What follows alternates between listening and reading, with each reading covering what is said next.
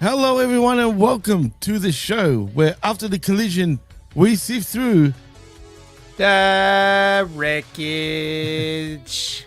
The wreckage. I am your host, Jimmy T. He is my co-host, the opinion haver himself, and the best in the world, Jamie the Vet Williams. And we are live on Hangman Media Group's YouTube channel and, of course, channelattitude.com after the fact. Vet, after a hot... All In last week, we're on the road to the Forbidden Door. Not that it really feels like it, but we're somewhat getting there. But yeah, I feel like we're on a bit of a lull period. I mean, considering AEW's ratings dropped really low, and I know the ratings don't really matter, but I have to point this out. I mean, how did they go from All In to like 500,000 people? I mean, should that tell you something about Hangman or Hang Person being champ right now? Yes and no. It is a little strange not to get the curiosity bump. Curiosity bump. I mean, come on. What's so curious about a cowboy these days in 2025? Well, he's not the only person on the show. That's true. So that's fair. You could have tuned in to see other people or see what else happened, or maybe you cared about what are the Young Bucks going to do now? Or, like any of the follow-up, what are the Death Riders going to do?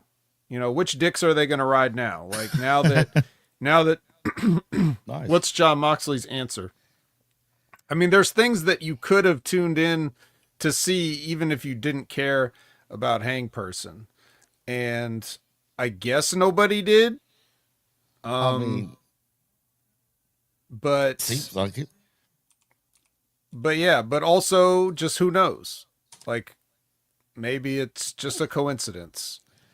Well, you know how it is. I mean, I don't believe in coincidences, especially this one, because let's be real, Vet, it feels like the same old, even though we came off All In. Even with the dick riders, they're still dick riding, doing the same shit.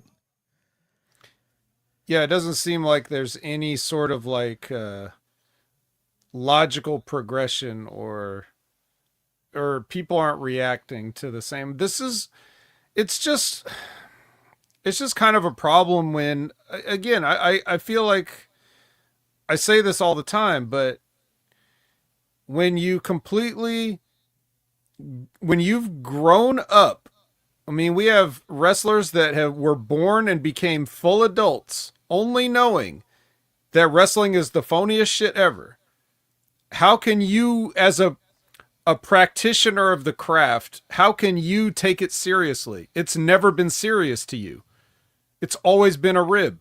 So you're not even looking at things anymore in terms of like, how do we get more people to buy into what we're doing? How do we get them to buy into what we're selling? How do we grift the people? It's just, and their answer is, well, everything's phony, but let me really stab a guy with a fork, because then people can say, well, at least that's not fake, even though it doesn't actually end up meaning anything. Meaning? What meaning? Especially in this company. Yeah. So, this is just where we're at. And it's, any complaints that I could levy against AEW, I can levy against any wrestling company, because we're all just in this weird, like somehow it's popular, but yet feels like it's more of a joke than it has ever been. I don't understand why people are still interested in this at all. Yeah, it's an interesting thing, actually. It's even an interesting conversation, to be honest, Vet, because it's a weird, like I said, pro wrestling, and we've said this in the past too, pro wrestling is just a weird thing, man. And I've always wondered, and I've said this a million times, like what gets not just us, but just people in general so into it, yet we just, the amount of times like I've given up on it here and there. I've never gone away from it for over a year, put it that way. But I'll stay away from it for like a few months and then come back. And this is in the past, obviously, but I can never just get away from it. I'll always get back to it. Even if it sucks, I still manage to still want to watch it for whatever reason, even though I'm punishing myself. But I don't know, man. It's the only thing that really does that with their own fan base. But you're right. It's a weird sort of siege because wrestling feels bigger than it ever was. But at the same time, like you said, it feels like a joke too. You know what I mean? No one's taking it serious. I mean, I went on a rant on WWE just on the Smack Attack just after we did the video game special. And now, and the last thing I want to be is negative on both sides. You know what I'm saying? And that's what's getting to me because, especially coming off All In, I was expecting so much more, man. But again, like I said in my little header on StreamYard there, how can TK book or am I just out of touch? Is it just me? Am I really getting out of touch? That's how I feel. Oh God, no. Like, well. No, but no, I don't know that, I don't know that anybody that has like, I don't know that anybody that has real pedigree in wrestling is saying that it's good. The only time you're going to hear anybody liking it is just marks. That's it. Right. And again, those people, who knows how they came up, you know, like if they only watch TNA their whole life and they're not used to like older wrestling, then yeah, I guess. Or if you're just into Human Demolition Derby, it's like, yeah, I guess. Or if you're just looking at it in terms of like athleticism, then yeah, I guess. But I don't know. I want storytelling, Vet. I want psychology. I want things that make sense, man.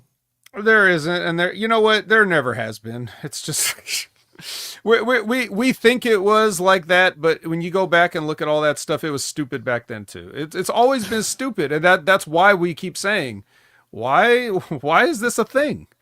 Because it's always been stupid. It's always been stupid. We are the ones that have the problem.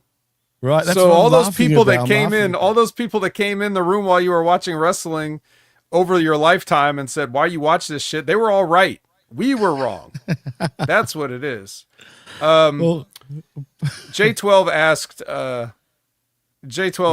Vet, what did they do to Okada song? I don't know. Oh my God, dude. Thank you for bringing that up, J12.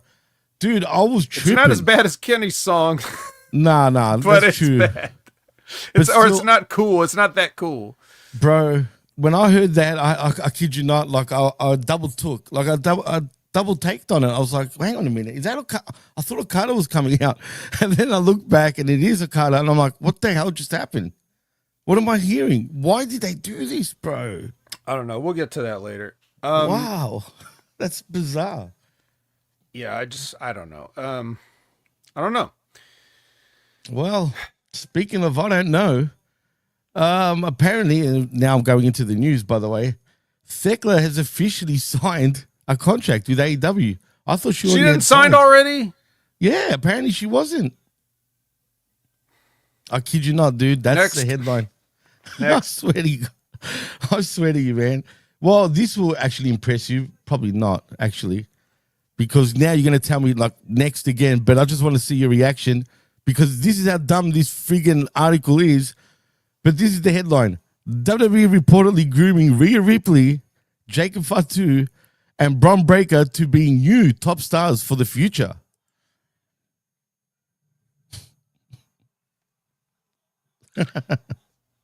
How many years has Rhea Ripley been in the company? That's exactly what was my first thought. First of all, she's already freaking one of the stars of WWE. So let's just move on. I just wanted to see your reaction to that because I knew you would react the way you did. And I just wanted to see it because that's your headlines this week, pretty much, guys. I mean, that's how slow the news is once again this week because there's a whole bunch of nothing, dude. There really is. Oh, guess what? Actually, you might like this, though. AEW has signed Hechiseto to a contract, and apparently he's got a dual contract with both CMLL and AEW. Whatever that means, I'm actually happy if we see more on AEW television. Yeah, it is, but there's no... I mean, we'll talk about him, too, later.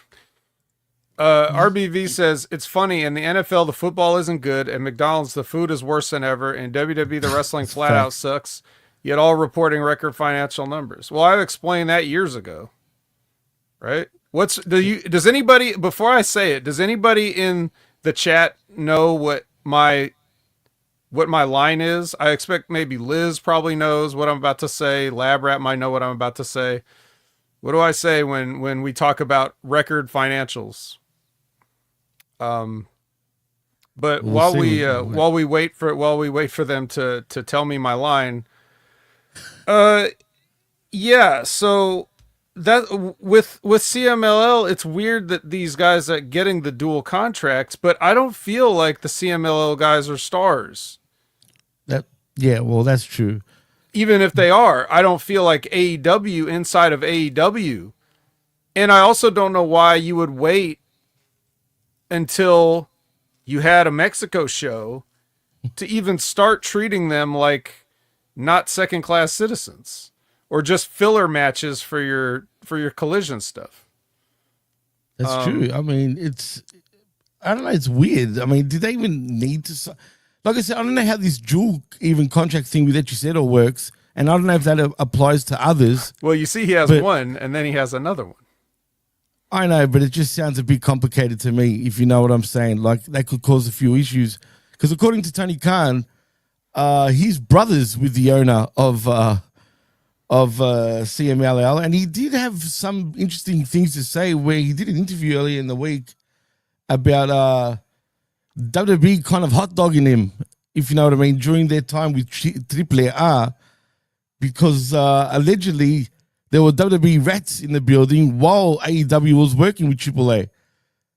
And apparently those rats were FTR reporting back to Tony Khan, explaining that there's all these WWE people around here and something weird going on. And it seemed like WWE actually sabotaged their working arrangement pretty much. But obviously they'll probably discussing about buying them out and whatnot. But I find that pretty interesting that he would say that, though. Well, nothing surprising. But yeah, it's weird, man. It's truly weird. Truly weird. But anyway, continuing with the news. Nobody guessed. So anyways, but you'll know when you hear it. The price of a Hot Pocket is more than it's ever been too. They didn't change the recipe. It's just more expensive. If you raise the price of everything higher than it's ever been, you're going to have bigger numbers than you ever had. How do you think the WWE can pull off all these $1 million gates in these small buildings that they sell out? You know, when they would go to France to sell like a 10,000 seater, but somehow pull in like $1 million something gate. It's because the prices are higher. It's not like if you adjust that for inflation or whatever, they're not making the same amount of money. So no, you're right. If you raise the price, you get the higher total, but nobody is people are probably making the same or less than they ever did. You're right. And that reminds me now that you brought that up, because I remember reading an article sometime this week. Now, until I see that article again, I can't sort of say it verbatim, but apparently, did you hear about WWE changing their payment system in terms of when you get released? Like, you know how the system was, if a wrestler got released, they get paid every month from their contract till the end, if you know what I mean, something like that. Like, so it's a month payment and it banks up by the time they get released. Does that make sense? I forgot what it's called, man. I need to find that article. But anyway, they went from 1 month of payment to now 2 weeks. So they've cut it down to make more money. And this is what's weird. If WWE's making such record numbers and whatnot, why are they absolutely cutting everywhere? Are they that greedy? Do they really want to make that much more money? Their severance packages. Thank you, Liz. That's what it was. So, because, I mean, when you make acquisitions, you try to recoup the cost because you're not going to get it from the revenue stream. Like, no matter, again, talking about the financials that WWE is pulling in, right? They haven't, the money that WWE's pulled in is not paying for what TKO acquired them for. Right. See what I mean? Right. So, right. like, if you're not going to get the return on investment through your revenue, then you're going to get it by cutting out expenses. Well, apparently the WWE faithful in WWE, I'm talking about the wrestlers, are not happy, according to reports. And they're even more, apparently the morale in the backstage in WWE is at its lowest point, allegedly. I don't know how true that is. That's just what the reports say, because of the severance package getting, cut down from a month to 2 weeks. And, that sucks, dude, for actually the wrestlers. I mean, it's even worse for them, dude. Well, don't get cut, I guess. Yeah, well, like, yeah, I don't know. It's hard for me to sort of reconcile having sympathy for these people making a little bit less money than they otherwise would have. Right.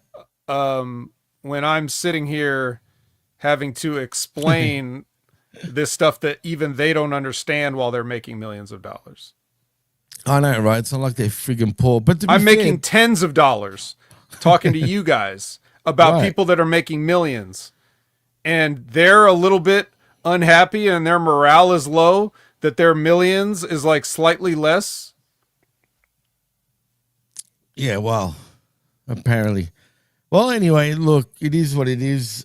I don't know what's going on, but like I said, the morale is apparently lower than ever for whatever reason. But like you're right.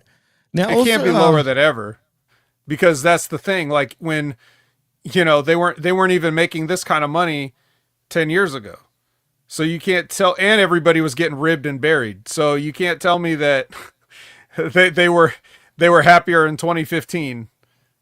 You can't tell me that. Yeah, I know. I agree. But maybe they mean it's the lowest it's been since the changeover or the buyout. Well, yeah, since Vince owned the company, it is. Vince was at a month, TKO was at 2 weeks.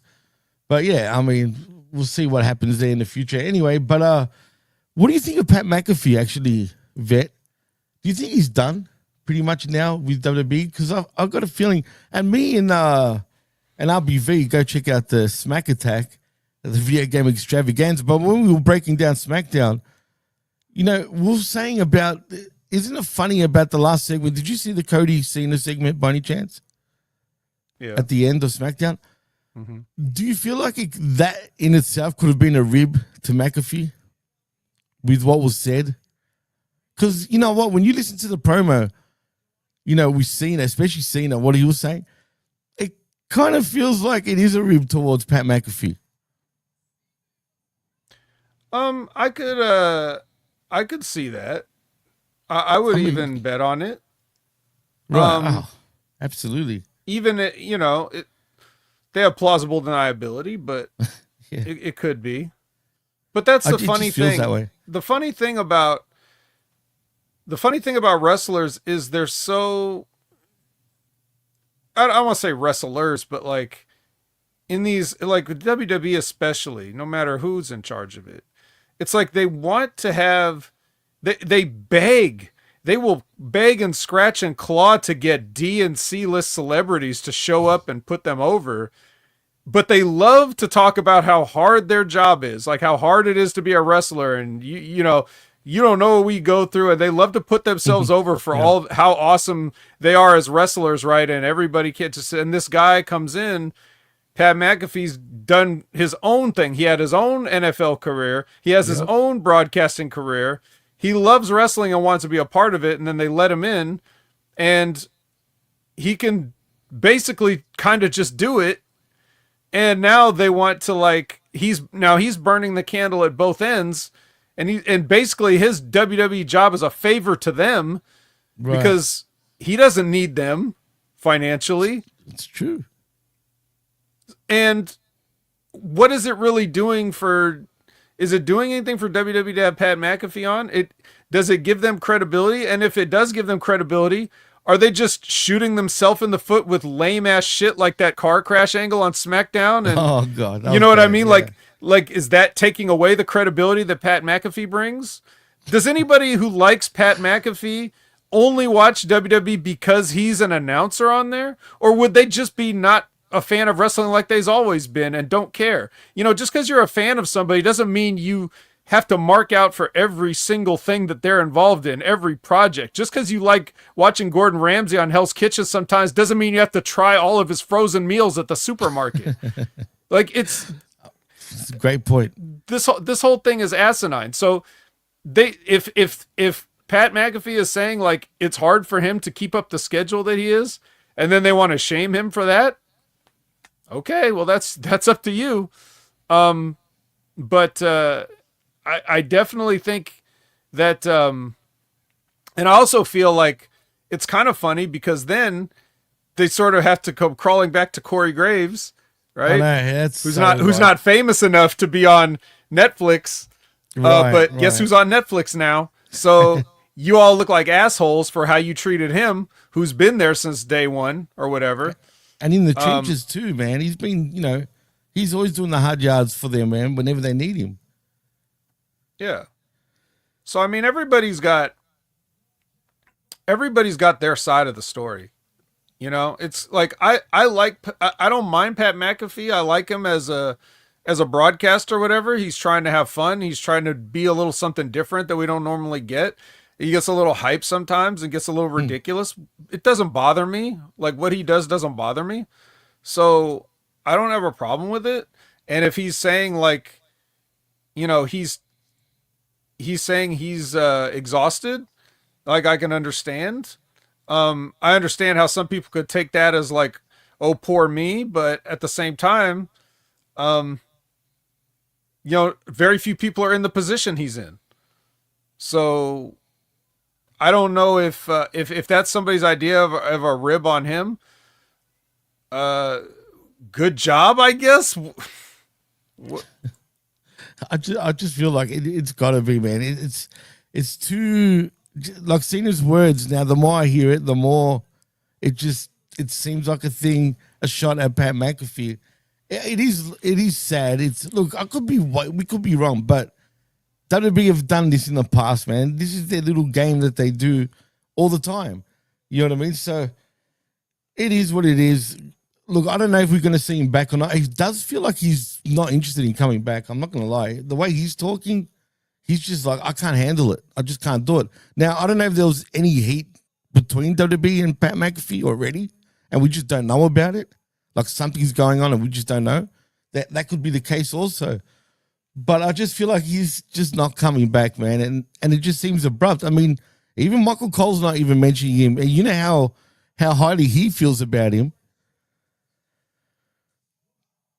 Who, Michael Cole? Yeah, because he loves McAfee. Absolutely adores him. Oh, dude. now, even though he was the guy that told him he can't wear shorts or whatever at WrestleMania that time. Yeah. So fuck Michael Cole, whatever. I know, fuck this whole stupid thing. Fuck everybody in the WWE. We're not even, this is an AEW show anyway. What else is fuck him. Well, one more thing. You make me laugh. Don't make me laugh. One other thing. AJ Styles to appear at Slammiversary. I'm kind of excited for that. And since you and Brandon are the TNA guys, I mean, tell me that's not a bit exciting for you at least, because I know you love TNA wrestling. Oh, I love it. But at least, yeah. But at least this brings somewhat excitement, right? I mean, I'm actually kind of looking forward to it. Well, it doesn't hurt anything. Well, yeah. Unless we see what they end up doing. Because dude, don't think that they can't drop the ball. TNA is great at fumbling the ball. Well, you know what? Apparently the plan is to they have fumbled Trick more. Williams. They've definitely fumbled more professional times than Pat McAfee. That's for sure. I'm sure they have, man. But apparently what they want to do is Trick Williams against AJ Styles. Let's have a WWE match in TNA wrestling. If they go ahead with that, that is just weak, dude. Like, if they do that's a slap to TNA, in my opinion. If that's the only thing they do. Not on Slammiversary, though, right? No. I think they're just going to announce him on Slammiversary. He'll make his Bound appearance. for Glory, maybe, would be a big, some big shit show like to do that on. If he wins the TNA World Championship, then cool. That will be a thing, right? That will look absolutely great. But something tells me, would he really want to have a TNA World title run? I think he really doesn't want to. Going by some interviews, he's like, cool, I'll do it, but he really doesn't want to go backwards. You know what I'm saying? Well, yeah, of course not. But it's fine to make an appearance, but it's like when you know when when Punk was there and Scott D'Amore made him an offer like, hey man, we'll bring you in or whatever.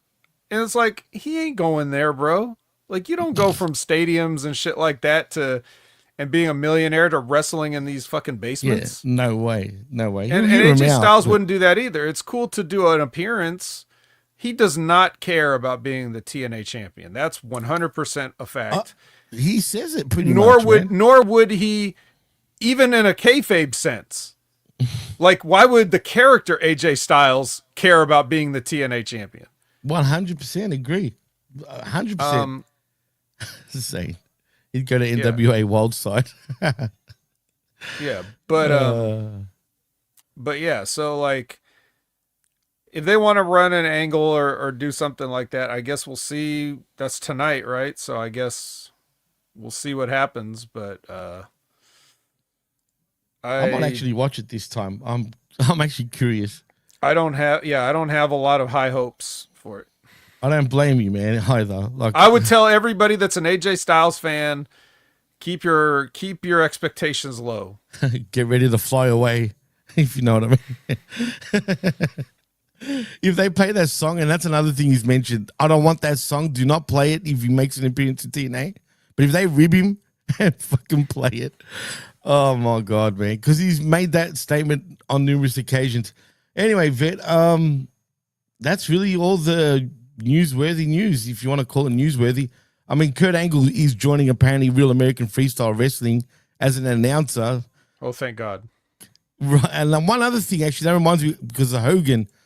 Now, we heard the rumors, and this is the last bit of news until we start sifting, but we've heard all the rumors about Hogan apparently being pretty bad, in bad shape, right? And then it was all bullshit, and then all this shit has come up again.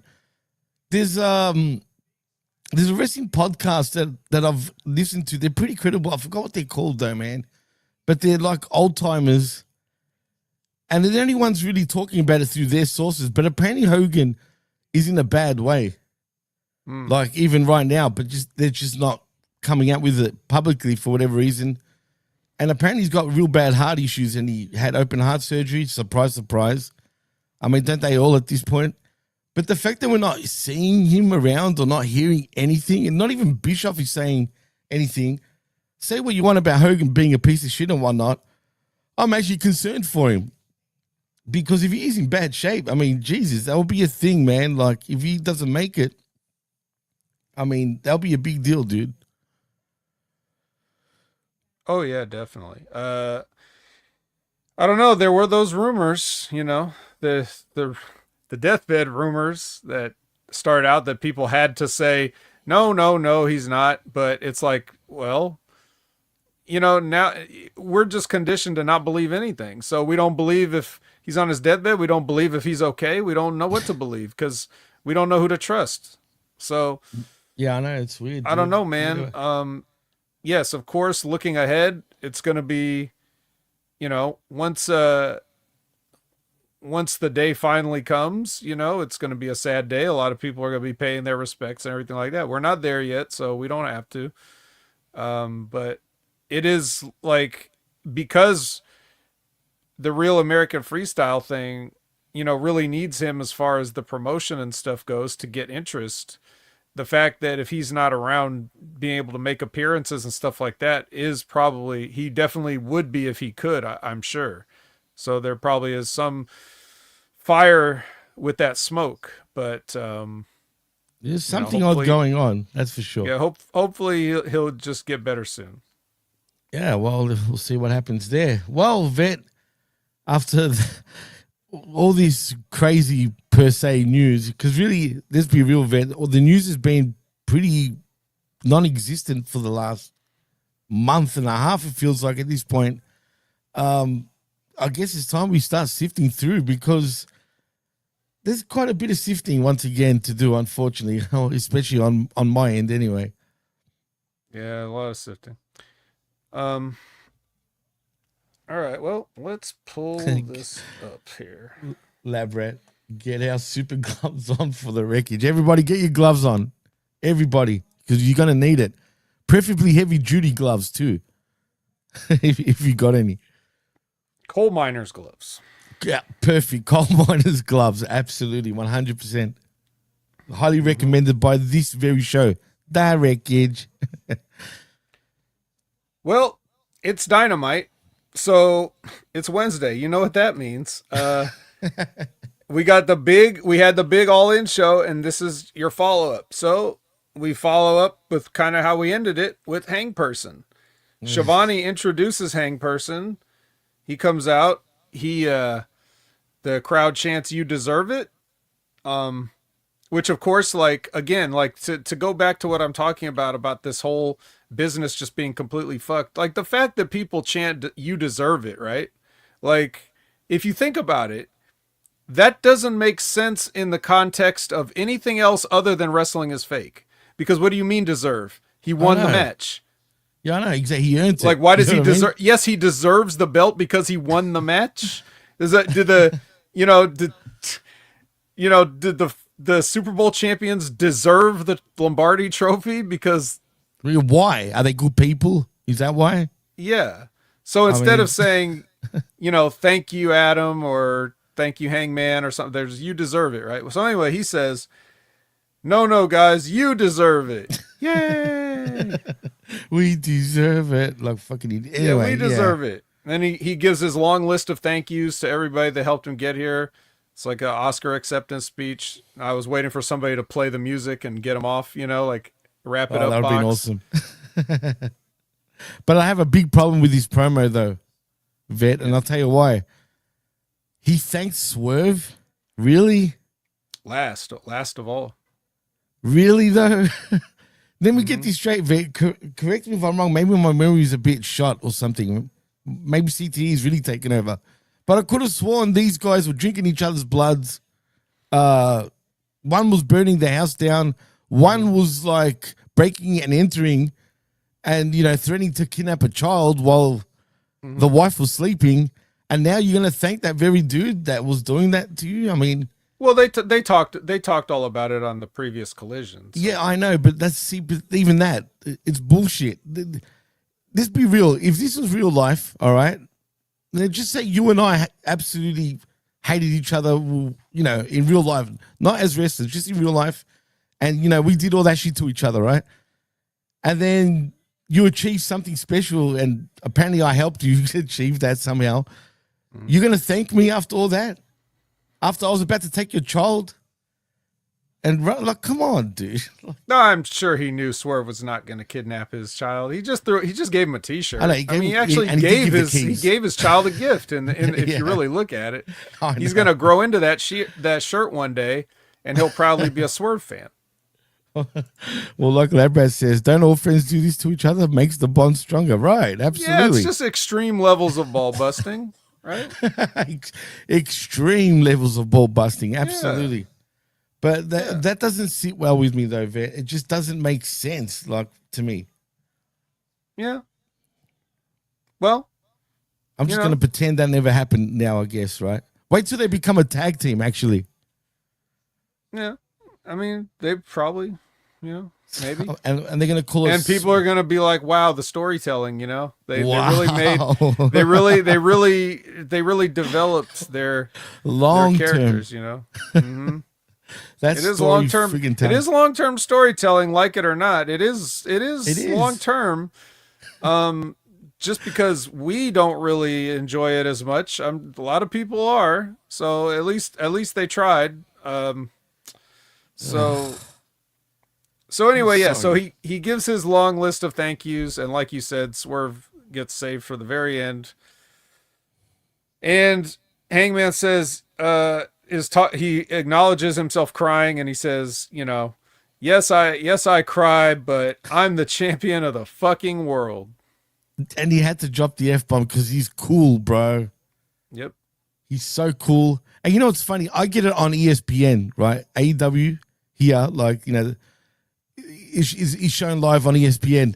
And even ESPN here didn't actually bleep out the F-bomb, which surprised me because it's ESPN.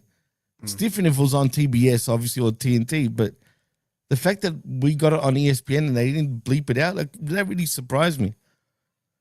Interesting. Yeah. Interesting. Absolutely. King of the Butterflies, lab rat, indeed. That's right.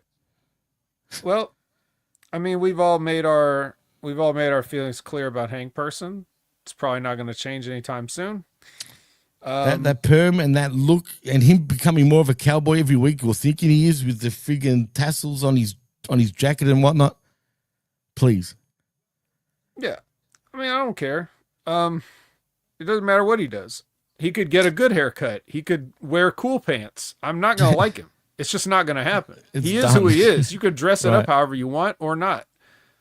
Just how it is. But luckily, his success is not dependent on me liking him. So we get some All In highlights, and then the Bucks arrive, and they look ashamed because they had to Uber in or something. I think the announcers were making fun of them. That looked even worse than Uber. That looked like. Do you have Didi over there by any chance? No, we got Uber and Lyft, and I don't know what else. Right. There's a thing called Didi here, right? And when you compare it to Uber, like, they've got like piece of shit cars, right? You know what I mean? And that's what I felt like this was, like, you know, the equivalent of that. This made me chuckle a little bit, only because of how ridiculous this is. We all know they're still EVPs, right? But the fact that they're not EVPs, like, and all that, is just so dumb. But whatever. It gets funnier later on. Mm-hmm. And I mean that in a bad way. Yes. Well, before we get to anything else, we get Kyle Fletcher, the protostar, versus Máscara Dorada, the luchador. Yeah, why? Why is this happening? I think you know why, Jimmy. If I give you this motion right here. Yeah. That good old win that he needs, apparently. The strong win. The good old strong win. But what I want to know is, what's growing on the side of his head, man? I've seen this 2 weeks in a row now, and it hasn't been getting any smaller. It's actually pretty big. Have you noticed that on Fletcher's head? Fletcher? No, yeah. What do you think it is?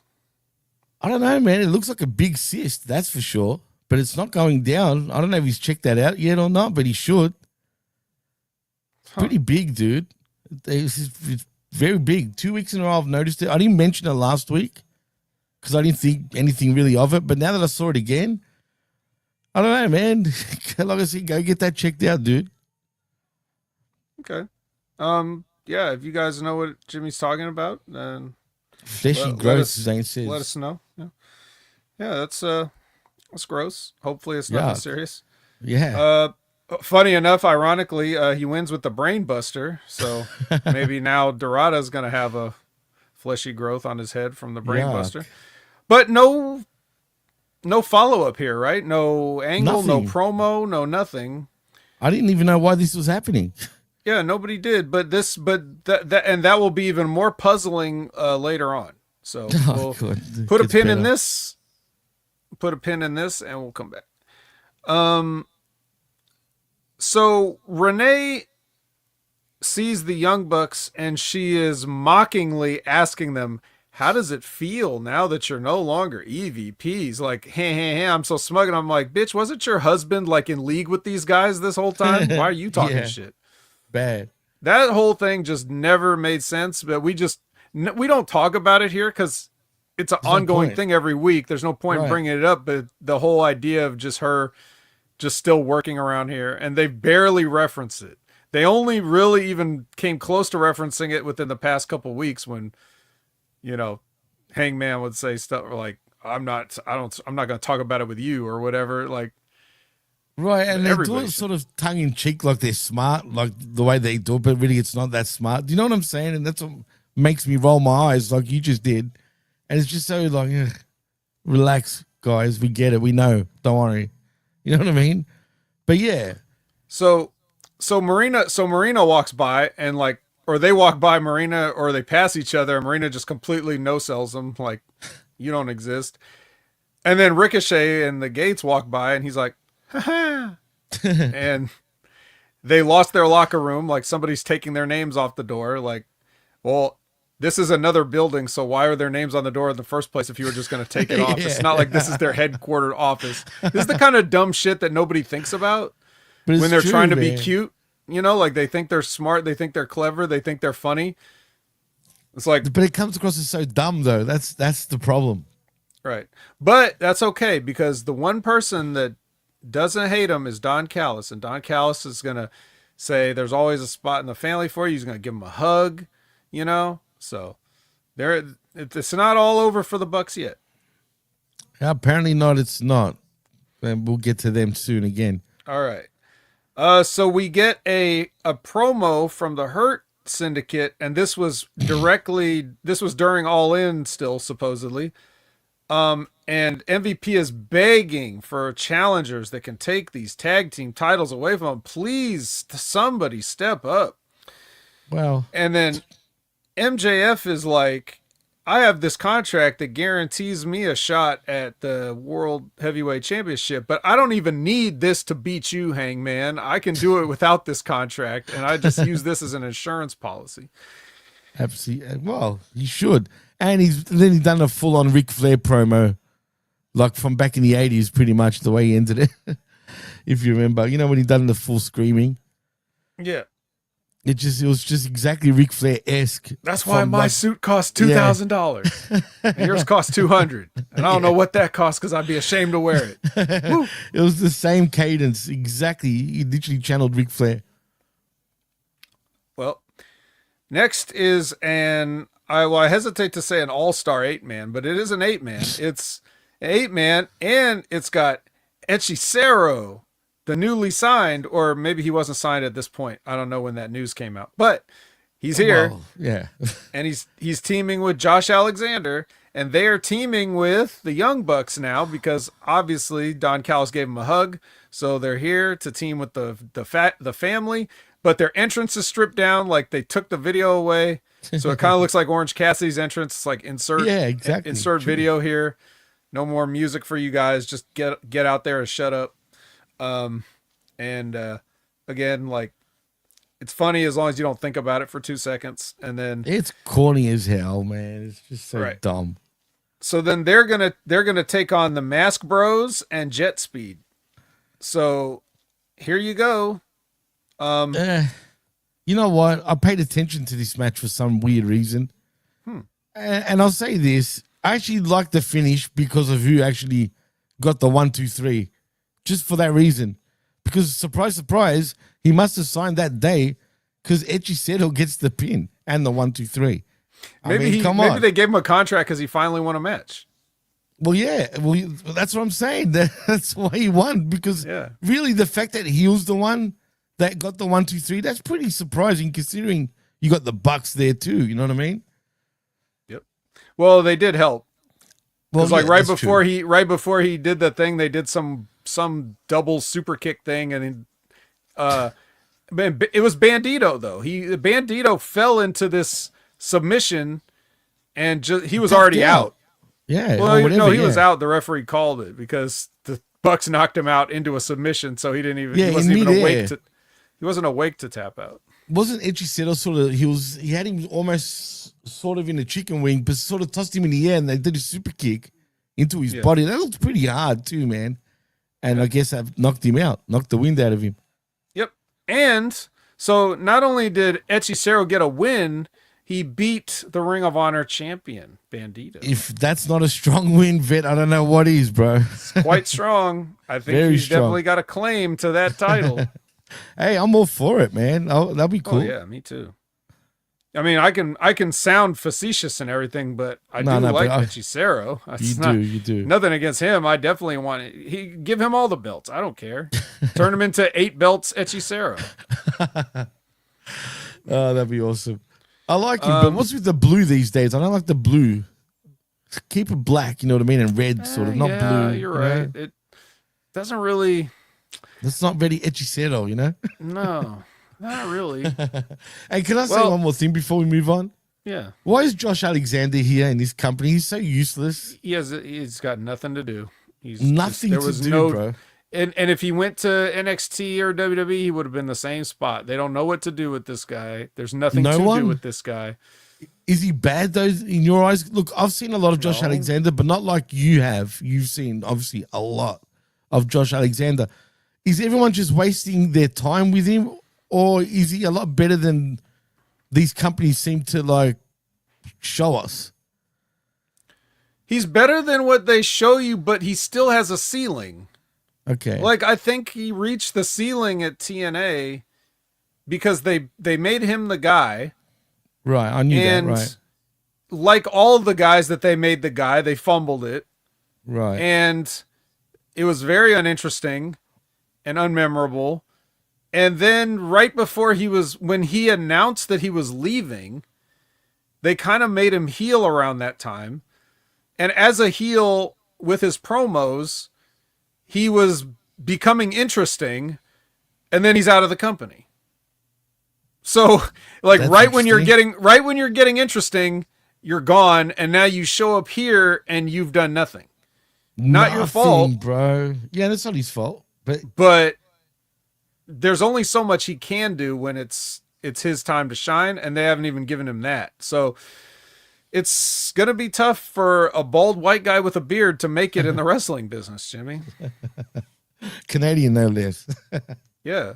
The only thing he's got is that amateur headgear. Like, Again, that's his piece of flair. That's his charisma. That's his standout look. Although, can he talk? Yeah. Okay.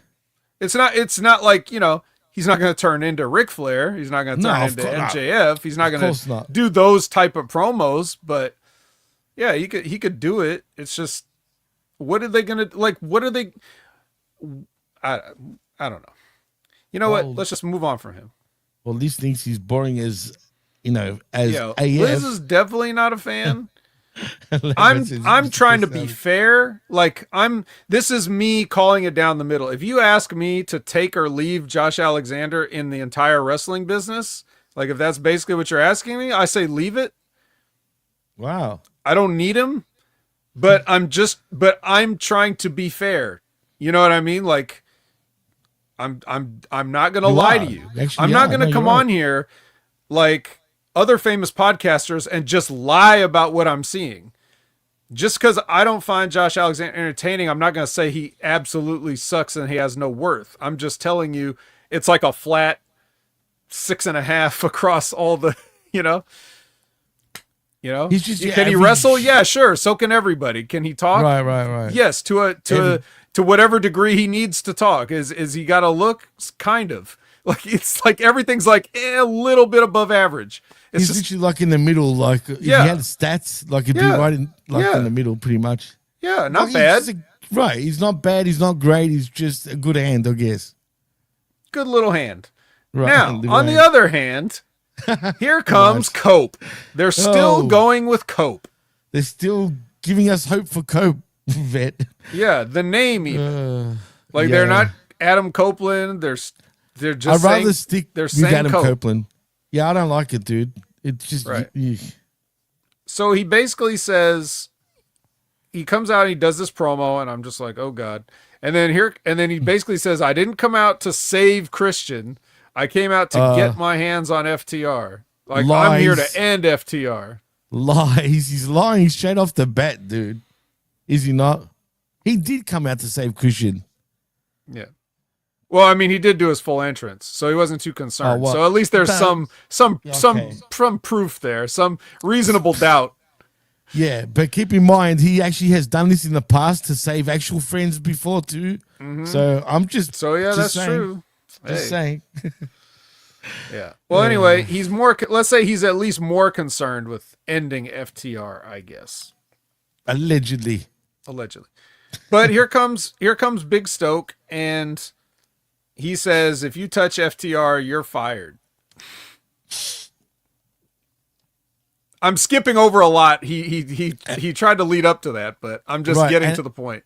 And obviously, you know where we're going because he didn't mention himself. Yep. And I'm skipping ahead again. Yeah. They didn't say anything about you and Spear. Even though Stokely had enough time to get away, I know that annoyed me because D was saying because there was security there, and didn't he have to right. like beat up the security first? Yeah, but see, he was waiting for security. If you noticed, there was another 2 security guards outside of the ring. So as he's in the corner, he's facing those 2 security, waiting for them to jump in, and then they just ran away. Literally, they ran away, and that's when he's like, "Oh shit, I'm fucked." And then whoever set this up, you're fired. He's an idiot. Yeah, yeah, you're fired just as if you attacked FTR. Oh, brilliant. So that happened. Mark Briscoe does a promo. Of course, like this. I'm going to give it 10 out of 10. I love this, yeah. I don't remember what he said other than MJF isn't safe. It's not over. He conjured his brother, actually. Mm-hmm. Pretty much. He pretty much conjured his brother and kind of, I don't want to say like he was turning, like he's basically saying he's going to bring Jay Briscoe to the party this time against MJF. And he started it off, he didn't say it in those words, but that's what he's alluding to, you know what I mean? And he also brought up about being a bitch is a bitch, some bitch thing at the start. I can't remember word for word, but it was along those lines. Just trust us, it was excellent. It was Obviously, good. even if I didn't watch the show and I was just looking at a list of results and it said Mark Briscoe was on, I'll just give that 10 out of 10 without, I don't need to see it or hear it. No, it was Just actually, move on, 10 out of 10. I'm not actually saying that because I like Briscoe. This was actually very well done, in my opinion. Liz asked, and I don't even recall, but did Cope actually get pyro? I don't remember. I think he did. I think he got a little yeah, he probably did. It's in his too. contract, I'm sure. That's true. Did you actually go back and did you ever watch that one promo he did, the Collision one, before All In, the serious one? Oh, yeah, I did. Yeah, Last week I went back on it. Even though what I told you, RBV recommended it to me beforehand anyway, so I did check it out. That was okay. That was one of the best freaking promos, man, compared to the Dynamite one, like we're arguing about. Why wasn't that one at Dynamite? You know what I mean, too? But anyway. I don't know. But he's showing that he can still, that's the thing about Mark, he can go back and forth over the line, whatever he needs to. Yeah, he's a lot. I think people don't realize how versatile he actually truly is, man. They don't. Nobody knows. This man is a Swiss Army knife of wrestling. He really is, man, because he can be a total comedian and he can sift to a dark sort of, like real bad place. And I say that in a good way, where he's dead serious, you know what I mean? No, there's no more laughing or fucking around in any sort of way. He's going to like hurt you know what I mean? And that's what I love about him, dude. He's just so versatile. And people don't give him enough credit for it. You know what I mean? No. But, it's better, it's just too bad that there's not enough opportunities, even though he's on every show doing something. He really is. But it's like you have to sit through the show to get to it, and it doesn't always end up mattering, and, it's unfortunate, but they're trying something, right? I'm hoping we do get a serious angle between him and MJF, but it feels like MJF is not even acknowledging him anymore, really. That works for MJF because now that he's got the title match and everything else, then he would be overlooking this. Right, for sure. His character, and it makes sense with his character, right? Exactly. And Professor said Colt Cabana produced the Cope segment. Yes. Oh, well, that's probably why it's We'll get to that, but is he? Don't worry about him. Don't worry about him. All right, we'll talk. okay. We'll talk about him. But first, we have a fatal 4-way match. It is apparently also newly signed to a contract, Thekla. Right. I didn't know. Queen Aminata, because you can't have Thekla without the Queen right now. Of course. And then you have Statlander and Willow. So you got a couple of feuds here and one 4-way match. Haven't we seen this match? Yeah, probably. So, Dark Sky. Yes. Dark Sky. She does the old jump up, and that allows Dark Julia to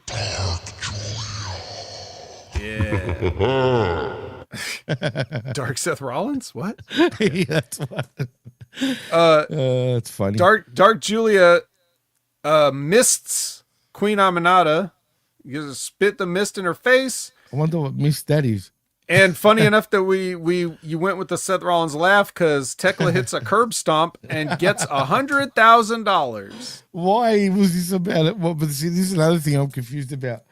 Why was this for $100,000 though? Like, why? Because they used to have matches for things like $10,000 and $100,000. Yeah, I get that. And Tony watched those shows and he remembers, Jimmy, so he's bringing it back. But give me some, like, this is why we need a figurehead, I feel like, in this show. Because to make it somewhat make sense, even if it's random, at least there's someone to announce it, like right there and there, if you know what I mean, in the middle of the ring.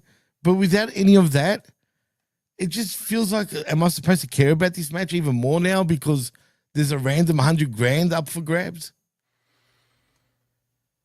Well, maybe, but it's better than nothing. Because if there was nothing, then people would say, why is this match happening at all? And they're only 2 or 3% more interested. Well, yeah, like Lee says, Nopez and Labra says so they can have a match. I bet you that's the logic, though. Just for that reason, that's why we're putting this match together, because for $100,000. Did any of these women get paid $100,000 a year?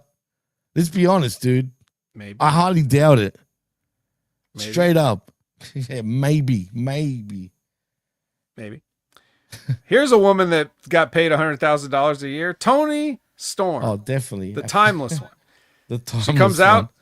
The tramp is still the champ. She's funny. She was funny, yeah. I know I've shat on her here and there with the character, but I'm starting to dig it again a little bit. I'm not going to lie. She's starting to win me back again. Okay. Well, at least now they're doing something interesting, like right. When they do when they go to black and white, but some things are red. Yeah. Ooh, technology. But I feel like she's putting Sin more City. effort now, like into the character. Like we're seeing more depth in this character than we used to, I feel like. But she's shown away, though, from those little movie vignettes, though. We need to see a few of those again, in my opinion, where it's sort of, where they sort of, it tells the story of why she's in a feud with such and such. You know what I mean? Well, I'm sure they will once she settles on one, because they're just starting to build one here. Right. And that is because Athena appears on the video screen. That was great. This was great, man. I enjoyed this segment. I guess Athena's a full-blown heel in this now, I guess. Always has been.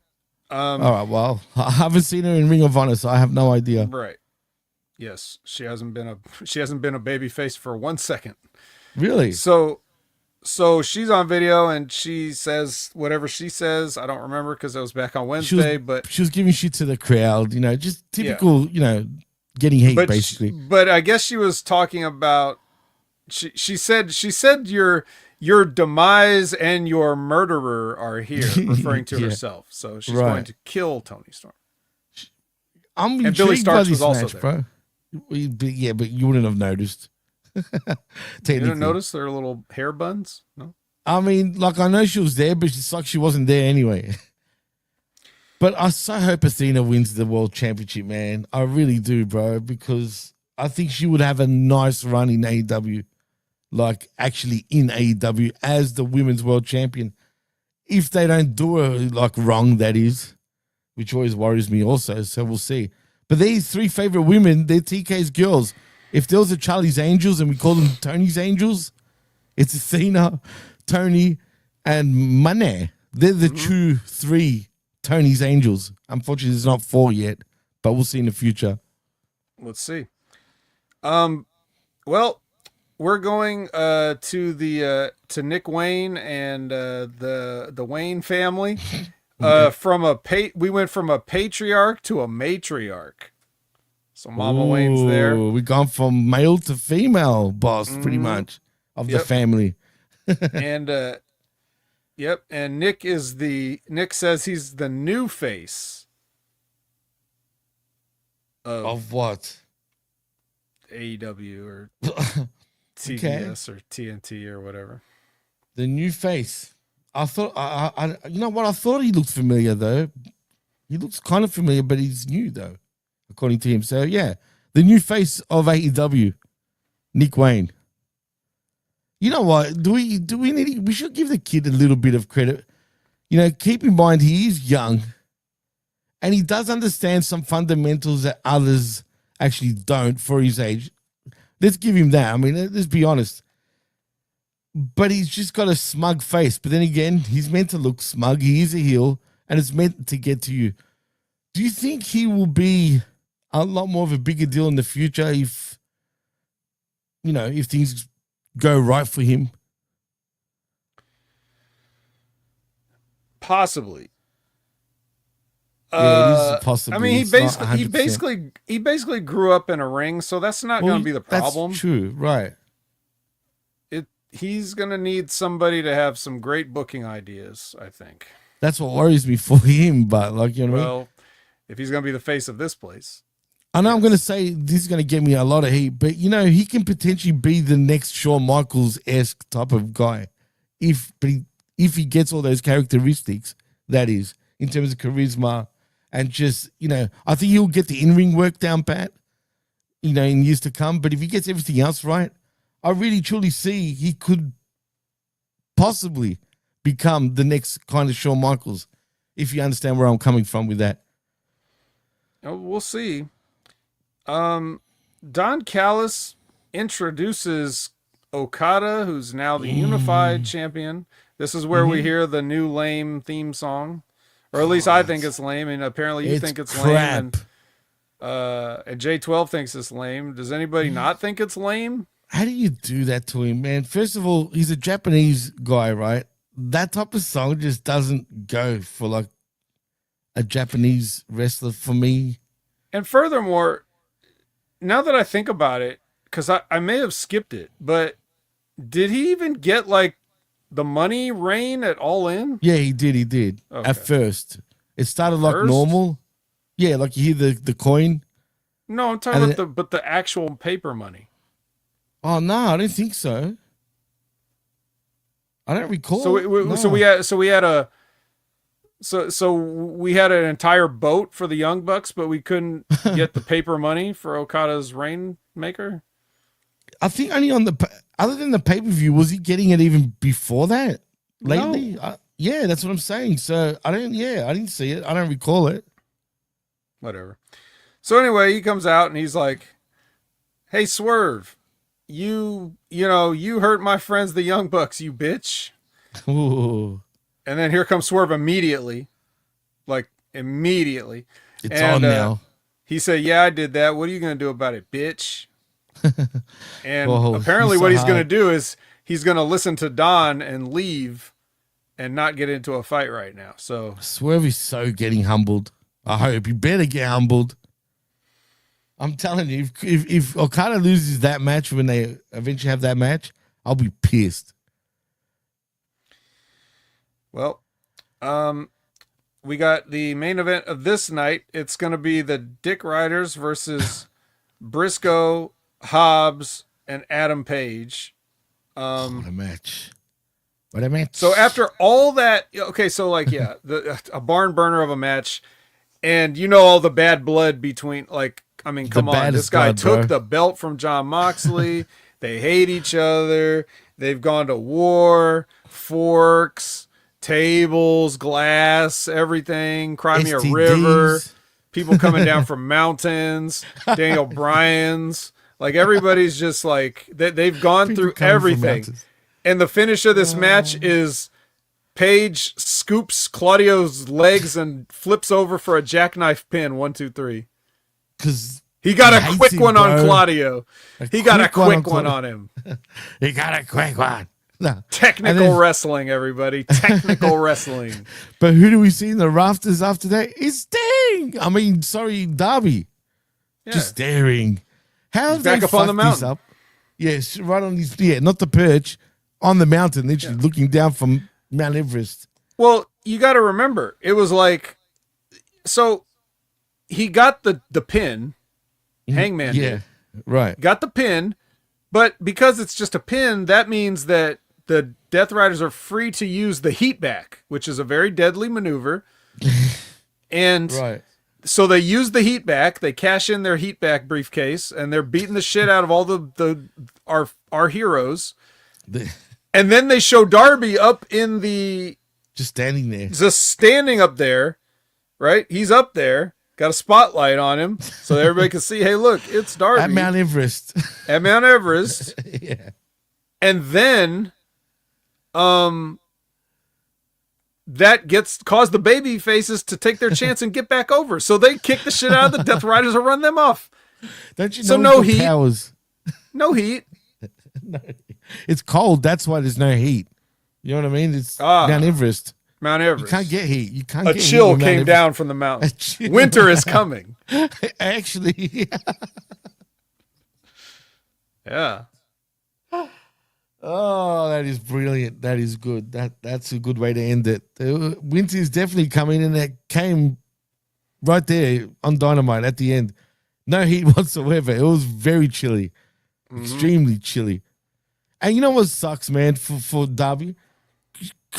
Why weren't they telling a story about, his climb from Mount Everest? They could build him into such a big baby face right now. I know he's always going to get love, but they could really put the friggin' machine behind him and give us some story behind his climb and how, miraculous and how much of a big deal it was for him to get there, because he's superhuman, bro. He's Darby Allin. I'm not saying say that, but I'm along those lines. But no, he's like a friggin' bird on his perch, pretty much. He's Sting, really. He's just Sting. That's all it is, bro. It is. Maybe they, I don't know, maybe Darby wants to do something himself apart from AEW with all that footage and stuff. Like maybe he wants to make his own documentary or something. I don't know. Whatever it is, they should be doing something. Give us something, man. Yeah, I don't know. Well, they are going to give us this. They're going to give us an episode of Collision, Jimmy, and it's on its normal time again. Yeah, back to Saturdays. I was almost sad about that now. Yeah, it wasn't working for me, doing it on Saturdays. And now they moved it to some other days, and it was working, and now they moved back to Saturday, and it kind of didn't work for me. But yeah, I think I made it work. Well, yeah, I mean, you have to. Obviously, we all have to. But I feel like maybe they should look back into going back to back. I think it's better for AEW to do that, and probably easier for everyone to follow a little bit. But then again, not really. I'm just saying that. You know what I mean? But still, we are back on Saturdays. I don't know what the ratings were for Collision, though. I wonder how high that would be. Not that I care, but still. It's a little early now, but yeah, it's true. So Shivani brings out Dustin Rhodes, the new TNT champion. So he comes out, he gives a big speech. Keep stepping is the motto here. Keep stepping, no matter what happens. Keep stepping. Then Callis and Fletcher come out, and they were talking about how, I wasn't you good job stealing my one-on-one match and getting a fatal 4-way and stealing the title from me. And then he's got a point. Right, he does have a point, but then here comes Dustin with a point. Dustin says, well, I worked 3 times in 24 hours. Ooh. And he said worked. He didn't say I fought. He didn't say I wrestled. He didn't say anything. He said I worked, which once again, should know better, bro. That's another thing. Right. This is why I'm angry. I was trying to remember. I was like, maybe you guys remember. I forgot. I'm mad at Dustin for something he did a while ago, but I can't remember what it was. I'm supposed to be mad at him. But I know I cut a promo saying I shouldn't have to be telling somebody like you how to do this fucking job, but I can't remember what it was. I think it was about 2 weeks ago. Now that rings a bell. No, it was longer ago than that. Longer? You sure? Okay. Mm-hmm. All right. It sounds familiar anyway. But I say that to a lot of people, but I specifically remember saying it about Dustin Rhodes for something. So I'm just going to trust myself and think I'm still mad at him. But anyways, so Don offers him when he, So Dustin's point was, I worked 3 times in 24 hours and you had a shot at me and you still couldn't get it done, even though I'm an old man and I'm tired, is basically his point. So It's like, oh, okay, fair enough. So anyways, Don says, you're going to lose that title one day. And when you do, there's going to be a spot in the family for you. And he's like, obviously not. And then he starts fighting with Kyle, and off to the races. He runs him off. He clotheslines him over the top rope. Oh, look, I'm happy for Dustin, and I am truly a fan of Dustin's, but as perfect as he is in the ring, supposedly, and as good as he is, he's exposing the business because of saying what you brought up. I worked, blah, blah, blah. Not fought, like you said, or wrestled, but worked. Like it's such a big deal for him. It sounds like you're complaining even, first of all. Like, isn't that like you're complaining? Like, oh, well, fuck, man. I had to work for fucking 50 hours, say. You know what I mean? But he should know better not to use it in that context or the other context, like whatever way you want to work it. But for whatever reason, I guess since management doesn't care, no one cares, and apparently the fans all know it's a work and don't care. Who cares, right? Let's just go there. Let's go there. We get a conglomeration package. So, conglomeration still alive and well. We get Ricochet versus AR Fox again for whatever reason. Well, we know the reason, but like, right. If you're just going to make, if you're going to work an angle with these guys, you shouldn't have had them have a random match. However many weeks ago they did. It wasn't that random. Well, yeah, that was. This one kind of wasn't, but even though it is, because he brought up, why'd you do me like that, man? From when? Wasn't that 3 weeks ago? Yeah, they showed that footage again. But he's still complaining about the same thing, like 3 weeks later. Like he's still butthurt. We had to get through All In because no one cared about him for that. We had other fish to fry, and now we can care about AR Fox again. If anyone's got boo-boo face, though, for real, it's AR Fox, dude. I'm telling you. I think that's just his face. You think so? If you look at his older stuff, he looks so much happier, bro.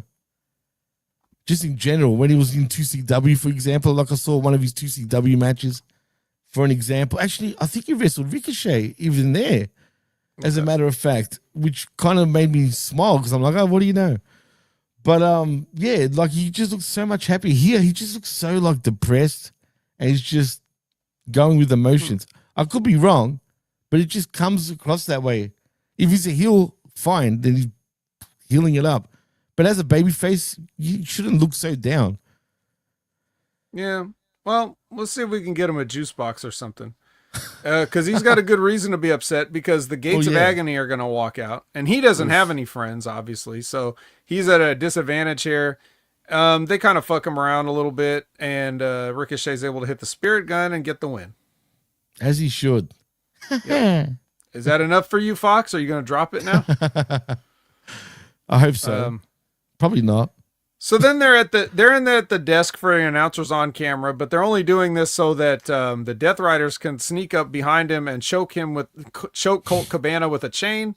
Which, why is Colt Cabana even on commentary? I guess I didn't even notice he was out there because he sounds so like Ian Riccaboni that I just assumed it was Ian with maybe like a cold or something. But then they went ahead and like choked him and beat him up and brought him in the ring and got him bloody and then hung him over it's Colt Cabana. I know, like they've got real beef with this guy who hasn't even been on TV for God knows how long. Yeah. Like, what's the problem? Did I miss it? No, because I think I didn't miss it. I don't know what's going on, Vet. I just don't know, bro. I don't know, man. He just had to be the sacrifice at that time? He just happened to be out there and they were like, I guess you?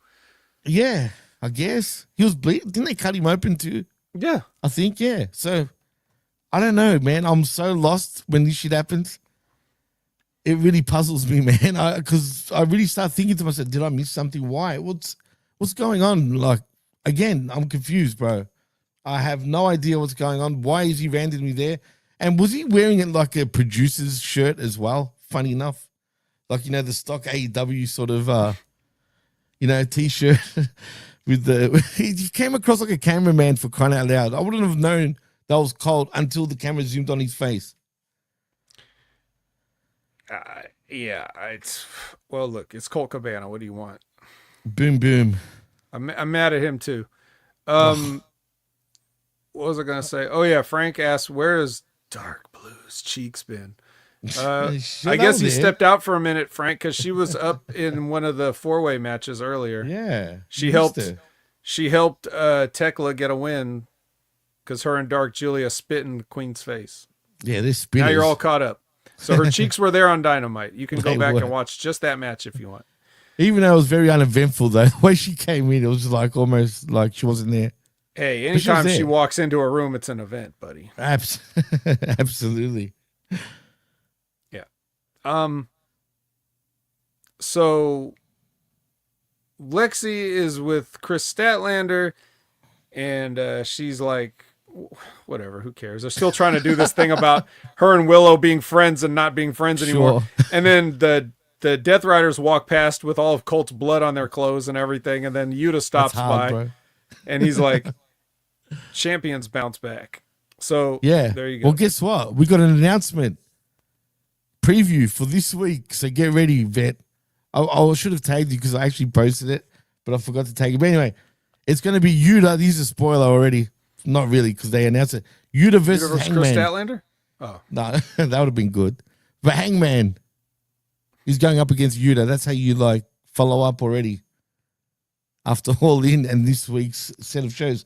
So I already know we're going to have a bad week again next week, Vet. Can't wait. Neither can I. Well, things are looking up now because it's Megan Bayne versus Ty Mello. From Thessaloniki, apparently, still, huh? We had to have some kind of a great wrestling match on these shows, right? Great, really. Why was Megan? Why did she have like the red, white, and blue Greek goddess gear? American Greek goddess. Are you sure she's from Thessaloniki? Does Greece have a Little America? No. They don't. You know how America has those like little towns, you know, right, from other countries. So we got little Chinatown and all that. Does Greece have Little America? Yeah, no, they don't. Oh. They actually don't, unfortunately. You know what I mean? I don't think there is a Little America anywhere really, Vet. That's weird. Is there? I guess real America's big enough. Wow. But there are Greek towns all over the world and, of course, Chinatowns. But, yeah, there's no red. Unless she's a Spartan, but she's from Thessaloniki. That's where Alexander the Great is from.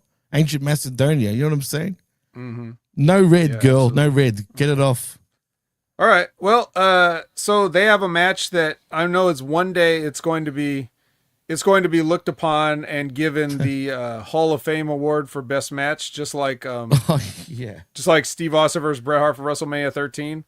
Once AEW is like finally folded, and WWE is giving out. They've run out of awards to give. They'll look back on Ty Mello versus Megan Bayne from Collision, and they'll realize that it belongs in the pantheon of greatest matches of all time, which was won by a Liger Bomb from the Megasis. They called it a Liger Bomb too. So what's the finisher these days? A Liger Bomb. We're going with that now. So it's no more weird. As F5. Tony Schiavone called it, the running Liger Bomb. All right, cool. So that's what it is. Why don't they use something and call it something Greek goddess-esque? Well, she was using the, what was it called? Fate's Descent? Forgot. It's not Greek enough. What the fuck is it's going to have to do. So we're going with Liger Bomb. All right. How Greek is Liger Bomb? That's very Greek. It's Lagos Bomb. That's what it is. Yeah. But did you see Ligo was in the crowd actually on Dynamite? Was he? You didn't see him? No. There was some marked Not the real one. No. But there was some marked up. I've never seen his in the full get up, bro. Like I'm talking about from pants to shirt to mask. And he's freaking going on, cheering and saying you deserve it and all this crap. But he was literally all dressed as Liger. It was kind of weird. Amazing. He's like, I wonder how much that cost him. Just asking for a friend. I'm sure it cost him at least quite a bit of time. Well, it looks good. I'll give him that. Hey, speaking of looking good, here's Skyflight. They're ready for a match with somebody. But luckily, Don Callis comes in and meets everybody. He shakes all their hands. He's never met any of these people before. Oh, he's He has such a no nice idea man. who Christopher Daniels is, meeting him for the first time here. And Christopher Daniels challenges Don Callis, some of his family, to a match. So that, Ooh. I guess, is going to happen sometime. That's intriguing. Maybe next week, maybe Wednesday. Who knows? There's been no announcements yet, but I love Liz's comment just quietly. How about the spanakopita? Now, I love me a good spanakopita, just quietly, but I'm down for that. What Why kind of not a call it the wrestling span- move would that be, though? It has to be a splash of some sort. I don't know why I get splash in my mind, Okay. but it's got to be some sort because it's pastry with what do you call it? Spinach in it. You know what I mean? And Spinach, cheese. yeah. Mm-hmm. You got to splash that shit together, man. All right. But I like that. That's a good one, Liz. I like that a lot. So, next is Taya, who's carried to the ring by MXM versus Alex Windsor. She's back. She's here. Wait, she was back Australian, at All dude? In, and now she's here. I think she's Australian. You know that? No, I'm pretty sure she's English. Okay, because I saw. Anyway, This is all right. Will Ospreay's woman Oh, that. Okay, with the okay, I get you. kid. She's a mom, yeah. guys. That's the one. That's right. Yeah. Yeah. How much older is she to him? I think she's a bit older than him too. Yeah, probably. Doesn't matter. He's a weird She's dude, man. she's gonna do a promo here. Well, it's not like live, but they cut during her entrance. They cut to the back where she did a promo, and Killer promo. she's there as she wins with the sharpshooter. Nothing screams sharpshooter like Windsor. Right, and then they are trying to announce, like, here's your winner, Alex wins. And then Athena interrupts this. She's like, yeah, whatever, get out. So Whatever. she doesn't even finish. She doesn't even finish announcing the winner. So Athena's up in the balcony being great and talking all this shit. And then Toni appears from the back. She Funny. starts going down to the ring. She says, how about you shine my shoe with your sphincter or whatever she Yeah, says. what the fuck? Yeah. What was that? So she wants her shoe shines from her household. Right. It's a clever way of saying I'm going to kick your ass. So I know, but you know. So Athena's like, no, and furthermore, you're not going to get a fight with me. You're going to have to deal with Billy first. And then Tony's like, well, if you're not going to come to me, then I'll come to you. And Athena's like, catch me if you can, bitch, and runs away. And there you go. And it's Tom and Jerry after that, it seems. The way she's exaggerating now, her accent, I'm talking about Toni, is really starting to make me laugh. So she's way more exaggerated now. Like, I'm going to come and get you. You do it better than me, actually. I can't give it justice. Do that one more time, Vet. I like the way you do What it. did I say? If you won't come to me, I'll come to you. I love it. I don't know why you do it better than I do, but you do. But even though she kind of puts on a British sort of tone to it, though, a little bit. You and your Brit, no one notices. You didn't even know that Alex Windsor wasn't Australian, so you're disqualified from knowing things. Anyway, DQ, I know that, DQ finish on Jimmy. All right, fine. Lexi is not from Australia or England, but she's with the 5-tool player, and he's like watching Max on an iPad, and Billy Gunn comes in. He's like, "What are you doing? You need to let this shit go." And he's like, "You're supposed to, like, you haven't been around to help me." And he's like, "Well, you told me to go away, and now you're telling me you want me around. You don't know what you want." And then he said he's got a plan. He's got a plan to get him back on track. And then he says he's got a match for him next week. And he doesn't tell him who it is, but, it's a big surprise. Who cares? Who cares, right? I mean, Fair doesn't enough. really matter. I'll tell you what you could care about, though. What's that? This tag team match 4-way is for $200,000. That's right. Each person gets $100,000 in the winning team. So we're going from 100,000 to 200,000. Yep. Wow. Because there's twice as many people that means win. twice as much of cash, right? That's right. And with the price of Hot Pockets these days, you're going to need every dime of that $100,000. Absolutely. You're not going to share, the winner's not going to share with his partner because Hot Pockets is so expensive. It's like, get your own, buddy. You have 100,000. There's nothing stopping you. Just quietly, I had Hot Pockets yesterday, and I love that shit. I still like them to this day. What kind did you have? The pizza ones, but The pepperoni one? yeah, pepperoni and cheese. The croissant crust or the garlic butter crust? Nah, garlic butter. Garlic butter. What did I just say? Garlic butter crust. Okay. Also, we have a meat lovers one. I don't know if you've had that one before or seen it, but that's pretty good, but a little sweet. Mm. For some reason, it feels a bit Swedish. All right. Yeah. Well, I don't buy Hot Pockets much, but you know nice what? I snack hadn't if had you them don't have any time at all. I hadn't had them for years, and then they just like I couldn't find them for quite a long time. And then once I seen them, I went sort of hard on them, dude. So for now, I'm really into them. TN Couponer says, "Do you think Bowens will turn on Billy Gunn?" I mean, I don't see the upside in it, but that doesn't mean that they wouldn't do it. You know, it would be great if he turns and then Billy Gunn beats him in a match. Well, obviously, yes. If he turned on Billy Gunn in real life, he would get the shit beat out of him immediately. So just don't do it. Yeah, just don't turn on him. Anyway, yes. Happen? The tag team match 4-way. The tag team match 4-way. We're already past this now. It's the Learning Tree versus Crew versus the Gates of Agony versus the Gun Boys. Yeah, cool. With Juice Robinson. That's even cooler. But he needs to grow a beard again, though, Juice. He's growing. It's kind of he's got a Mike Santana look going on right now. Yeah, he's growing. I kind of looks like growing. a Mike Santana right now. I like bet a stretched out Mike back. Santana. Well, yeah. I mean, shit. Like a Gumby like. Gumby like. Don't go there. Gumby. I used to love Gumby. No shit. I really did. I mean, he was once a little green ball of clay. Don't do that. Gumby. Gumby. Yeah. Woo. Actually, wasn't his voice like this? Gumby. Not exactly. Something like that. Something like along that. those Kinda lines. that.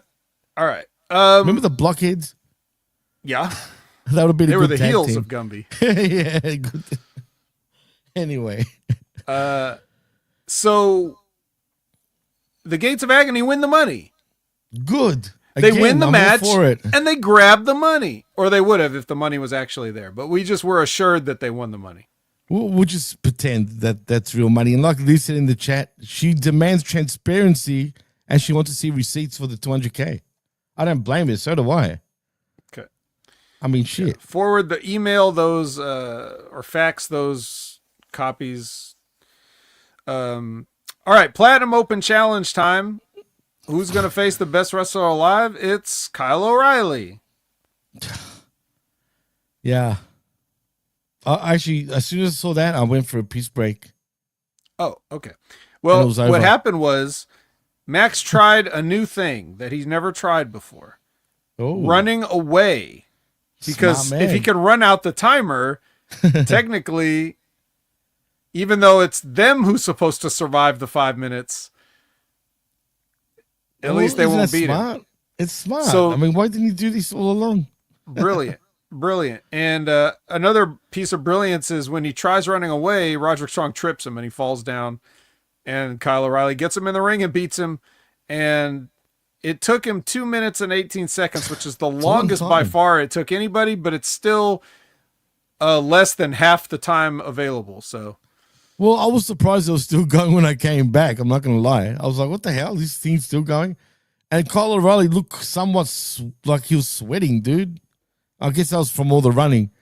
But they cheated. They had to cheat to actually beat the greatest wrestler alive. Those sons of bitches. Pricks. The Paragon really are, at their heart, they are a heel team. No matter what they say and no matter how injured and close to retirement Adam Cole is.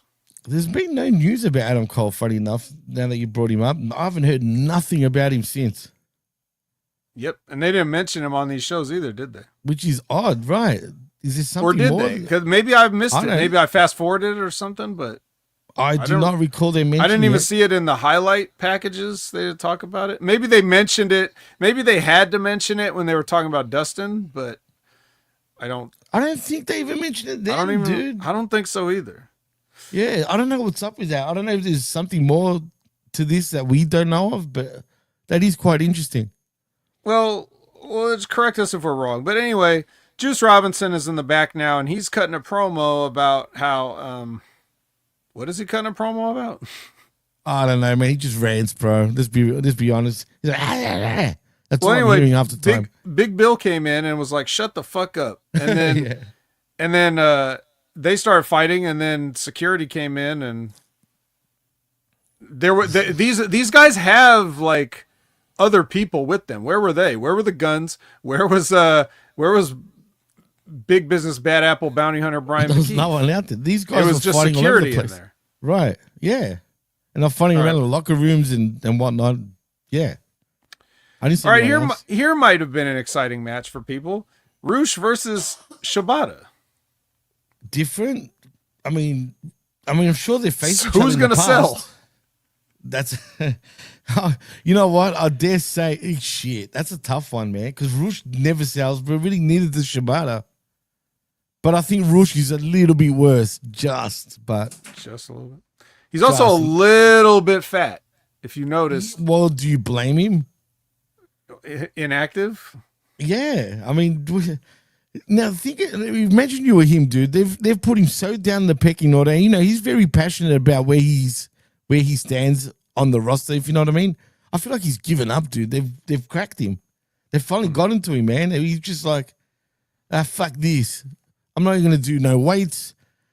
I'm not a Toro Blanco anymore. I'm nothing. I'm just. They should just call him Push from now on. That's how needs a you know push. That's how you know he's a serious pro athlete. Because rather than get himself in shape for whoever else might want to give him a contract, they just fuck off and make themselves look bad. He's like, That's a true 2025 pro athlete right there. That's a true 2025 athlete, 100%, man. I mean, I don't get my way, I give up. I give up. I don't work hard to audition myself for the next potential employer. Unfortunately for him, he went from Roosh. I'm not going to go work with my brother in the company where, you know, yeah, true. they don't have a room to put me on TV even if they wanted to because there's so many people here. Well, like I said, he's gone from Roosh to Slush, if you know what I mean. He's a bit slushy or slushy around the stomach area. Yeah. Well, it didn't seem to hinder his actual work. I mean, the guys went and did a lot of like back and forth violence and a lot of striking going on here, trading stuff. There was a ridiculous like German suplex spot where they just kept getting right up from German suplexes and suplexing the guy. Like they did it like 6-7 times in a row back and forth and just, you know, it's just what they do. You gotta love it. Come on. LFI interferes. Are they still a thing? Yeah, they came out, they interfered. And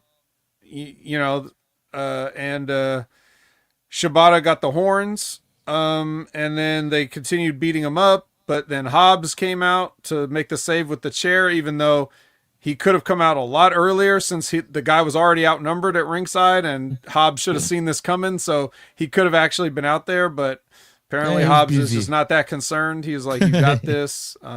Even though Samoa Joe is gone because you killed him on All In. And even though that Hook is missing in action and whatever, I'll let you go out there all by yourself, Shibata. You know, the guy whose career ended for a few years due to head injuries. Like, I'll let you go out there and face the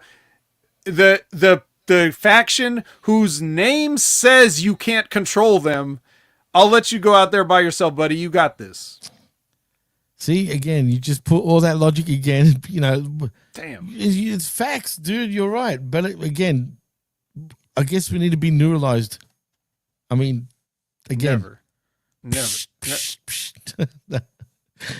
Oh shit, he's Welcome neuralized. to everyone to the show where after the collision we sift through Wreckage. It's the other way around suddenly. Yeah, well, I don't remember how we've ever done this. I think you set the neuralizer back too far. Yeah, I think I did. My bad. Anyway, it looks like there's been enough talk, Jimmy. It's time for the main event. I missed that. I'm not gonna lie. Our hero, Hechicero. Yeah, he's back Newly again. signed, double the money. Double No the pesos Hechicero. here, my friend. These are American dollars. American dollars, man. No pesos of any kind. Period. Mm-hmm. Just American dollars. Yep, he's teaming up with his buddies from the Don Callis family, who I guess he's also joined them officially now, according to what the announcers were saying. Is he? Is that official now? Can we say that? I'm not sure it wasn't already official, but I heard them repeat it here, so I'll assume it's official, at least as of last night. So he's there with his buddies Lance Archer, Rocky Romero, and the lightning rod of charisma, Josh Alexander. Oh. And they are taking on Jet Speed, Mike Bailey and Kevin Knight, and Máscara Dorada, and Bandito, who, as we saw, was the victim of a strong win by Hechicero on Dynamite. So what's going to happen here? I'll tell you what's going to happen. Repeat again, but it feels again. It is weird, but still, yeah, we're getting it 2 for 1. Yep. And double the money, just quietly. And here's the thing about this match. It's very exciting because who needs referees? Who needs tags? Everybody can just do whatever they want. They do it for like 10, 15 minutes. And then Dorada hits a shooting star press on Rocky Romero. Of course. And everyone is happy. But look, there's a reason why there's no referees pretty much. Because Hechicero is a sorcerer, vet. That's the story. You know what I mean? He banished them He banished them. Yeah. Or he used the mystical version of neuralizing. Is that what you're saying? Like, you know what? He even used the referees in his sorcery and threw a fireball of referees at his opponents. That's what he was doing. Wow. That's what he told me. I swear, I kid you not. Hechicero told you that? Hechicero told me that. I kid you not. He said, I get that referee, and then I make a ball, and boo. I do Dugans, not Hadugans, just Dugans. Dugans. Or Hechiceros. Something like that. Hechicero, yeah. Well, actually, did I say Hechicero? It's Hechiceros, yeah. Etchy. Etchy. That's right. Hechicero. My bad. Yeah. Well, anyway, that was Collision. Collisione. That's what we should call it. It's Italian collision right now. I can say one good thing. What's that? No Daniel Garcia anywhere. Yeah. Is he hurt? Hopefully. Well, I shouldn't say that. I shouldn't say that. Not hopefully, but not there. And he is definitely not in the main events. So, and on the one hand, that means I did have to watch it. On the other hand, he's not there. So it kind of balances out. And did you notice there was another outage? I guess it makes sense, but where the hell was Mortos? he main evented 2 weeks in a row, and now he's just gone. But I guess Money hasn't been around, so. Was he out there with LFI? I don't recall seeing I think it was him and I think it was him and Drolistico that actually cost Shibata the match. I didn't notice that for some reason. Are you sure? I'm not positive, but I think so. Chat was Mortos out there to screw Shibata? Because I don't remember seeing. Yeah, That's he was weird. out with Roosh Lavras. Yeah, I swear I didn't even notice that, man. Yeah. No, but shit. I mean that's a little bit low on the card for someone of his stature now, right? Now he's raised up stature wise in the company. He shouldn't be just a lackey at ringside. He should be in the main event, right? How do we go from main events to lackey? I don't know. Mercedes wasn't there either.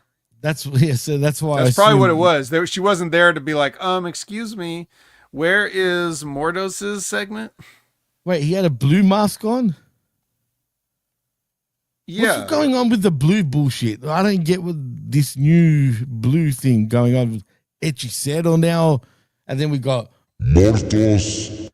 he's in blue. Like, why what does that signify? I don't know. Maybe they're sad that Liz, maybe they broke up. yeah, maybe. That was short-lived. Or that was a maybe it was quickie. never real to begin with. Who knows? Yeah, I mean that still blows my mind at them two. If they're a thing, I don't apparently they buy are. it. I never bought it. I never bought it for a second. You can't fool me. Okay, interesting. Anybody can post anything they want on social media. Don't mean nothing. Yeah, I know. I need more proof. But apparently she's the one that came out and said it, but it could be bullshit. Could be a rib. I'm sure they're good friends, though. Obviously, they clearly are. She could have just said, like, I'm tired of these people harassing me at airports and public places, so I'm going to say my boyfriend is this guy, Maybe. and no one's going to come near me then. Kenny F. and Power was saying, I think you guys are making up names again. Never heard of half these people. You can They're Google real. it, Kenny. You can Google They're it. real.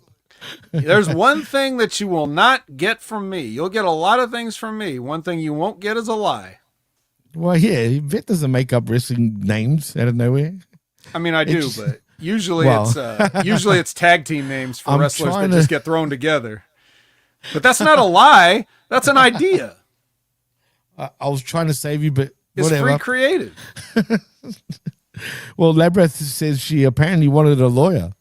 Oh, yes, Frank the lawyer. Frank the lawyer Mortos. Franco Mortos. Sounds like something else. But anyway, like Kenny says, in Vet we trust. And Liz says that's branding. Absolutely. And Well, Gary. You and can Gary. always Oh, there trust he is. Gary. Gary is always trustworthy. Gary has never lied. He's never even spoken. So he couldn't have lied. You know why? Because snitches get stitches and Gary gets it. He knows.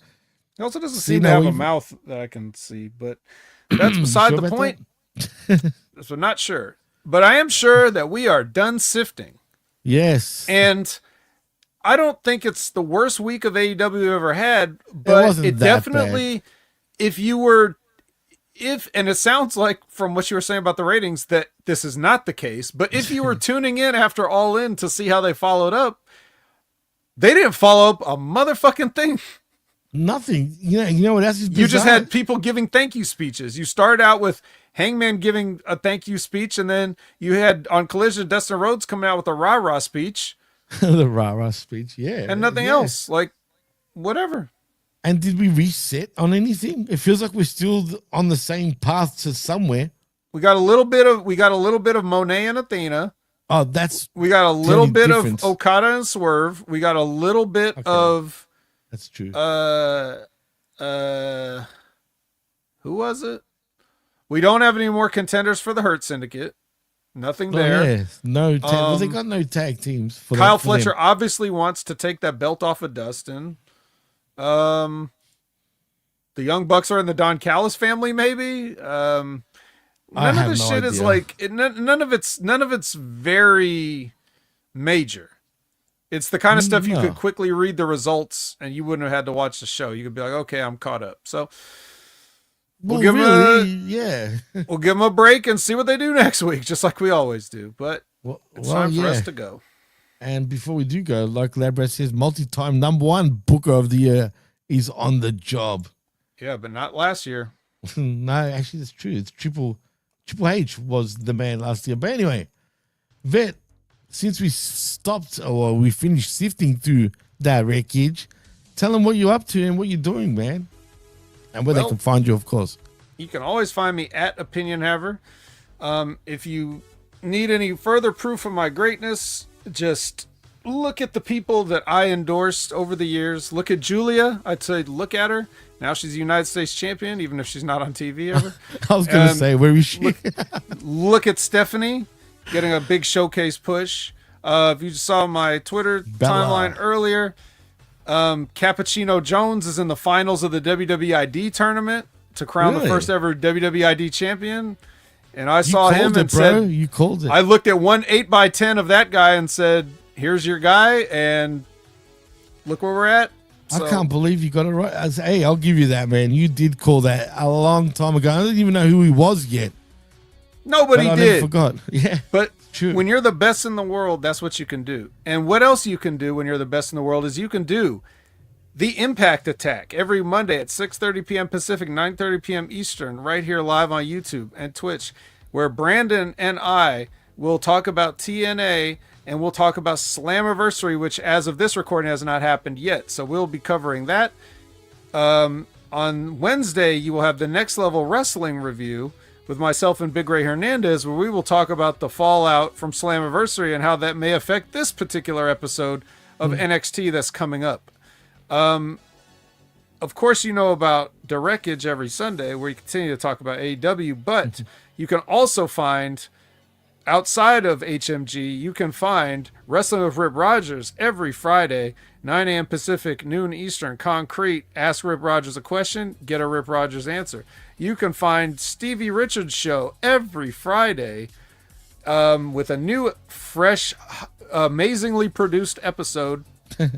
If I'm the best in the world, Stevie Richards has easily the best show in the world. So definitely get on that. Check that out. Check out Limpin' Ain't Easy with Timmy Baltimore with the great Mickey James. Unfortunately, that episode, as interesting as it was and as good as it was, they recorded it at some baseball game with fireworks or some shit like that. So the audio was maybe not my favorite, but still, it was nice to see old friends catching up. I can't say I'm friends with Mickey James, but I am friends with Timmy, and I love seeing everything he's doing. It's awesome. And don't forget, as far as HMG goes, Jimmy, I'll steal one of your plugs. Oh. But as of yesterday, I was a guest on the Smack Attack for a special video game discussion about wrestling video games in the early days, into the 90s and everything like that. So thank you again, Jimmy, for having me on with yourself and RBV. I had a good time. Well, thank you, man. Yeah. Well, speaking of RBV, the Monday Locker Room. Go check that out. I guess either on Tuesday mornings or sometime on Monday, because sometimes it is on a Tuesday, where Bin Hamin and, of course, R to the B to the V will be talking all the news in pro wrestling. So looking forward to that. And, of course, Tuesday mornings, 10 a.m. Eastern, it is me and Big Ray, Fight Like a Raw, your Raw review show, where we talk about everything of, WWE Raw. So look out for that, Tuesday mornings, 10 a.m. And, you plugged everything for me, Vet. I appreciate that. I don't have to do anything. So in saying that, I am Jimmy T. He is the best in the world, Jamie the Vet Williams. And you've been listening and watching the Wreckage live right here on Humming Media Group's YouTube channel and, of course, channelattitude.com after the fact, till the end of the year, that is. And before we go, I also want to thank all of y'all in the chat. Keep subscribing, keep sharing. Again, we're over like 1,100 subscribers right now, Vet. So we're going up and we're on the way up. And we thank you for doing that for us. We very much appreciate it. And in saying that, till next time, peace.